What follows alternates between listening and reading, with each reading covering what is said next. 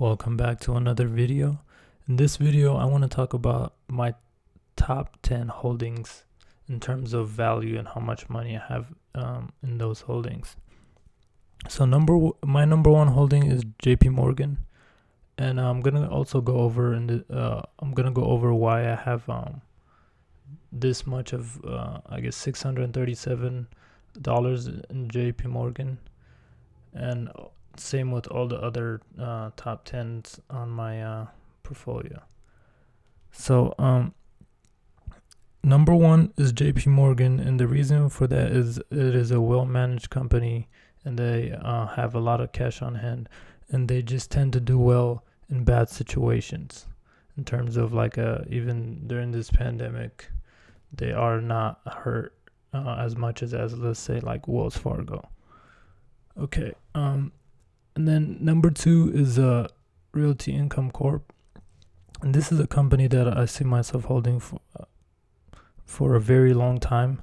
It is also a well-managed company, and it's in real estate, and it's also been done kind of okay during this pandemic. Well, at least since I bought it in late July. Okay, and number three is Bank of America. The reason I have $375 of Bank America is because it is also it is a big bank, and a lot of these big banks, they're not, even though with let's say with a lot of these Cash App and Square in general as a company are coming with a lot of it's a lot of competition, and it seems like it can kill these banks in terms of payment processing. These banks are banked by the government, and that's very huge, and they will also will get a lot of help in terms of let's say a bailout was to happen. These banks will always be around, because if these banks fail, that means the whole financial system will have to fail. So that is like the main thought process for me keeping Bank America and JP Morgan, even though there's a lot of I guess disruption or innovation that can easily destroy these banks. Okay, and number four is Apple. The reason why I have Apple is because this is a company that people just love, and they just enjoy their products, and they buy their products regardless of how many changes they have made every year. People when a new iPhone comes out, they also lead the phone game in terms of, if you want the best phone, you're gonna go with an iPhone. And then my fifth company is Verizon. And the reason for Verizon is because companies like Verizon, they just got to the game early, so they're able to pretty much monopolize the whole kind of like what Comcast does. Is they got there early, and they were able to pretty much acquire most of the customers, and then made it hard for other smaller companies to even get to the level they're at.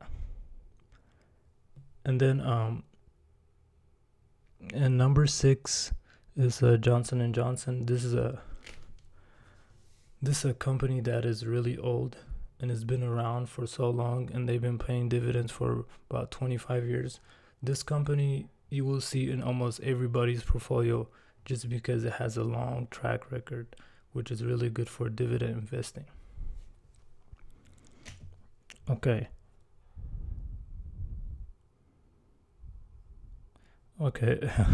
I lost count there. And number seven is I have Chevron, and this is just a short-term investment for income purposes, because I think they pay around like 5% in dividend yields. I'm just trying to acquire more income. While I think it might go up a little within a year or two, but this is the energy sector in terms of Exxon and Chevron. They're all a dying industry. Pretty much, you won't be seeing these companies, let's say 10 to 15 years from now, because unless they can switch over to like renewable energy. Okay, and was that number 7? And number 8 is AT&T. And the reason AT&T is also going back to Verizon, they also were, AT&T is like the oldest company, so like they can, I think they acquired T-Mobile, or they're partnered with T-Mobile.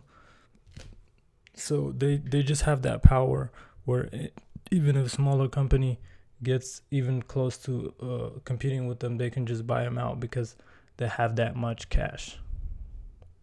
And that gives them a lot of advantages. And number 9 is Merck.